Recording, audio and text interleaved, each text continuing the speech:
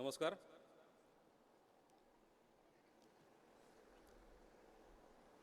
आपल्या मुलीच्या शिक्षणासाठी बाबा पुण्याला गेले. हिंगणे स्त्री शिक्षण संस्थेमध्ये महर्षी कर्व्यांची भेट झाली आणि बहुआयामी बहुअवधानी अशा बाबांनी मुलीचा प्रश्न घेऊन महर्षी कर्व्यांसोबत चर्चा केली. एका मुलीच्या प्रश्नामधून महर्षी कर्व्यांनी बाबासाहेबांना मार्गदर्शन केलं आणि तमाम मराठवाड्यामधल्या मुलींच्या प्रश्नाला उत्तर घेऊन आणि ह्या सगळ्या मुलींच्या शिक्षणाचा वसा घेऊनच बाबा बाहेर पडले, ते कधीही पुन्हा नंतर न थांबण्यासाठीच. अगदी ज्ञानेश्वर माऊलींच्या भाषेत सांगायचं म्हणजे हृदया हृदय एक झाले, ये हृदयीचे त्या हृदयी घातले, द्वैत न मोडता केले आपणा ऐसे अर्जुना. महर्षी कर्व्यांचा जो ध्यास होता, जो विचार होते, ते महर्षी कर्व्यांच्या हृदयामधून बाबासाहेबांच्या हृदयामध्ये आले असं आपल्याला म्हणता येईल. जहागीरदार देशमुख ते बाबा हा प्रवास त्या काळच्या कर्मठ वातावरणामध्ये नक्कीच सुकर नव्हता, परंतु कोणतेही सामाजिक बंधन, अडथळे, कुरापती बाबांना कधीही थांबू शकले नाहीत. हिंगणे स्त्री शिक्षण संस्थेसोबतच महाराष्ट्रातील अनेक संस्थांना बाबांनी भेट दिली, अभ्यास केला आणि 1959 मध्ये संस्कृती संवर्धन मंडळाची स्थापना केली. स्वतःची 100 एकर जमीन दान म्हणून दिली त्यांनी. बाबांचे त्या काळाचे सहकारी श्री शामराव सगरोळीकर काका यांनी आणि गावातील सर्वांनीच, वेगवेगळ्या स्तरातील व्यक्तींनी, कोणी दान म्हणून तर कोणी नाममात्र किमतीमध्ये आपल्या जमिनी या शिक्षण संस्थेसाठी देऊ केल्या आणि हा सलग 200 एकरचा शारदानगर परिसर उभा राहिला. केवळ 36 विद्यार्थ्यांना घेऊन लहान लहान झोपड्यामधून शाळा आणि वसतिगृहाची सुरुवात झाली. क्रमिक शिक्षणासोबतच जीवनावश्यक संस्कारही या ग्रामीण विद्यार्थ्यांना देणं गरजेचं आहे, हे बाबांनी त्यावेळी ओळखले होते. आणि सुरुवातीला ज्या ज्या संस्थांना बाबांनी भेट दिली, अभ्यास केला होता, तिथल्या अनेक उपक्रमांची त्यांनी नोंद घेतली होती.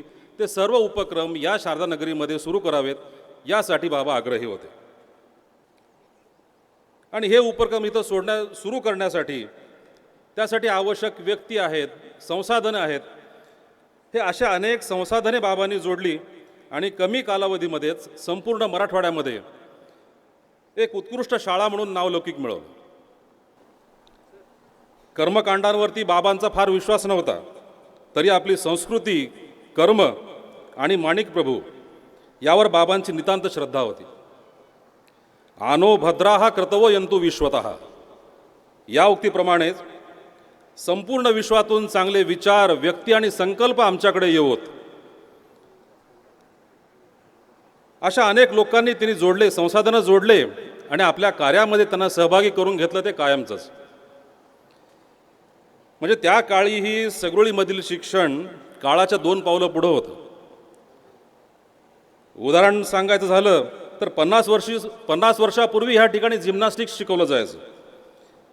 खटपटघरमधून अनेक राष्ट्रीय, आंतरराष्ट्रीय पातळीवरचे विज्ञानाचे यशस्वी प्रयोग इथं ह्या ठिकाणी झाले.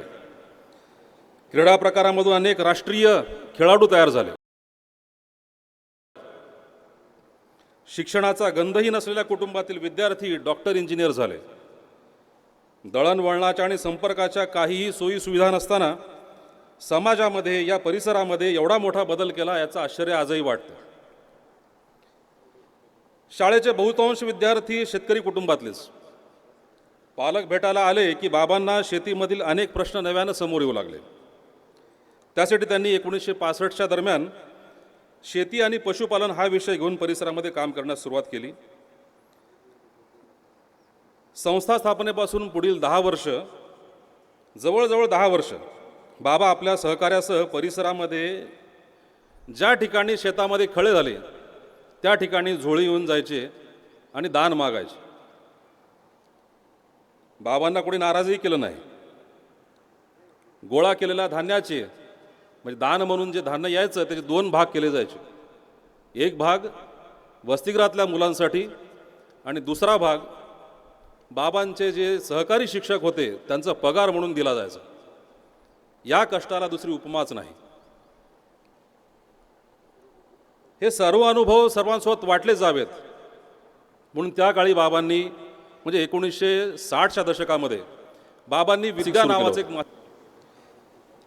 त्यामुळे ते सरस्वती कुमार नावाने स्वतः लेख पण लिहायचे.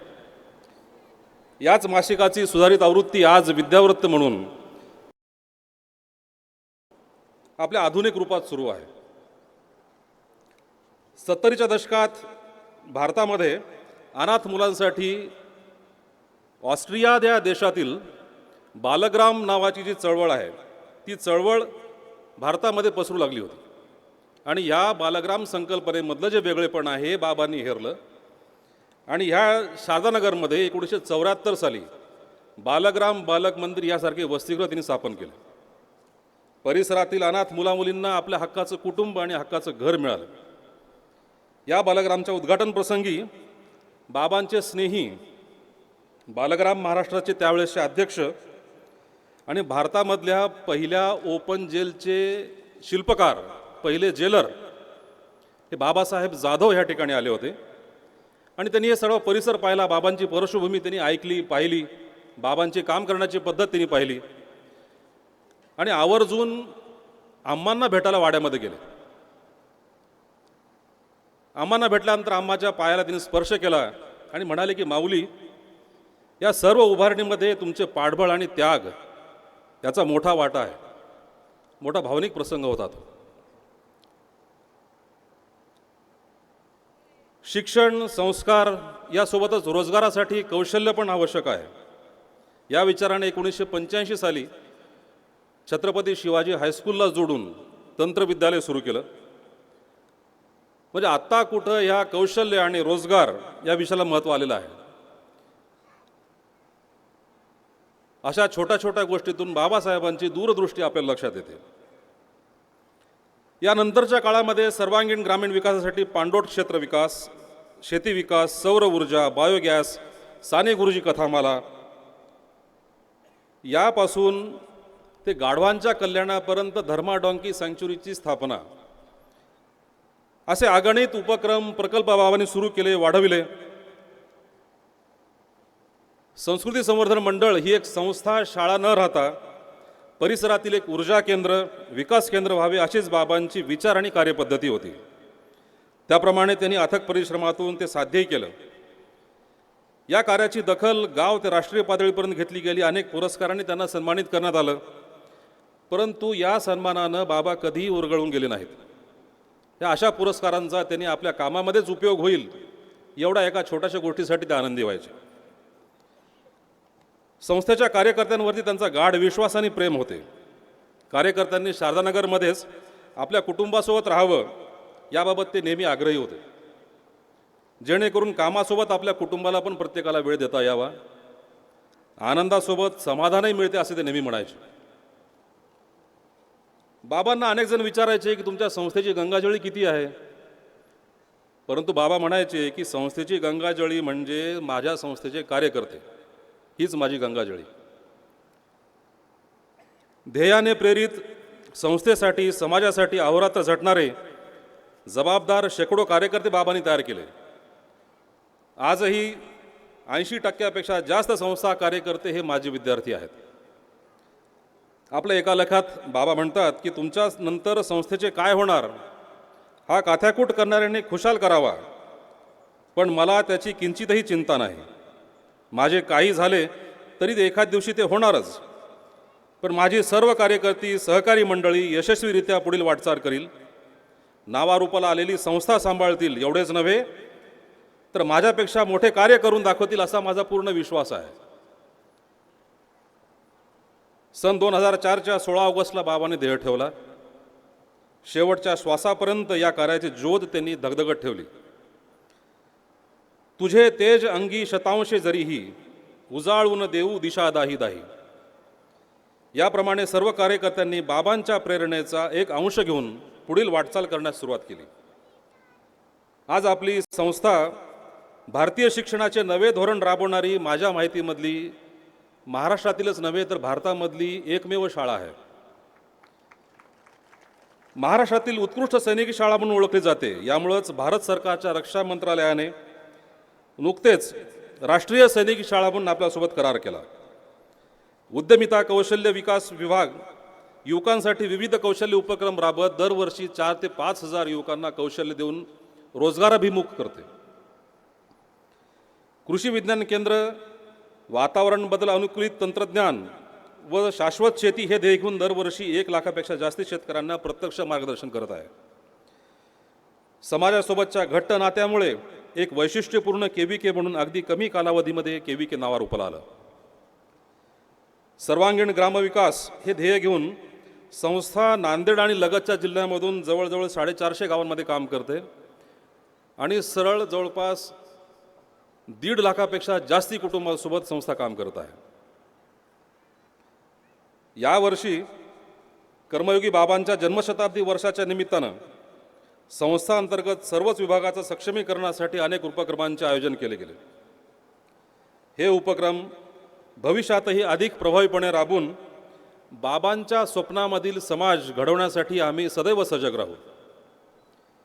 संस्थेच्या माजी विद्यार्थ्यांनी एकत्र येऊन या कर्मयोगाच्या पुतळ्याची उभारणी केली. प्रत्येकाने आपापल्या परीनं ह्याच्यामध्ये सहभाग दिला. विशेष म्हणजे रोजंदारीवर काम करणारा आबाभोई दुबकलोड गावामध्ये मजुरी करतो, त्यांनी पण 50 रुपये देऊ केले.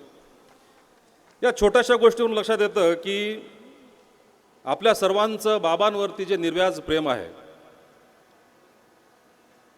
बाबासाहेबांच्या पुतळ्याच्या ठिकाणी सुशोभीकरणासाठी हसनाळ, रावणगाव आणि मुक्रामबाद येथील बाबासाहेबांवरती प्रेम करणाऱ्या लोकांनी यासाठी आपल्या स्वतःच्या घराचे दगड दिले. या निमित्तानं बाबांचे नजीकचे सहकारी श्री गुरुनाथराव गुरुजी त्यांनी बाबांवरती जे 4 ओळी लिहिल्यात त्या 4 ओळी आठवतात. महापौरशार्थी पुण्य अर्णव नमस्ते, नीर क्षीर भेदक हंस दृष्टी नमस्ते, स्थिर बुद्धी स्थितप्रज्ञ सिद्ध मानव नमस्ते, अनेका स्वयंसिद्ध बाबा नमस्ते. या 4 ओळीमध्ये बाबांचा संपूर्ण स्वभाव, त्यांच्या कार्य करण्याची पद्धती या 4 ओळीमध्ये कव्हर केली गेली आहे. या कार्यक्रमासाठी मंचावर उपस्थित या संस्थेचे अध्यक्ष आणि या कार्यक्रमाचे अध्यक्ष डॉक्टर ज्ञानराज माणिक प्रभू यांच्या चरणी नतमस्तक होऊन उपस्थित आपल्या सर्वांचे मी सहर्ष स्वागत करतो आणि पुढील कार्यक्रमासाठी शुभेच्छा देऊन इथंच थांबतो. जय शारदा, जय गुरु माणिक. धन्यवाद.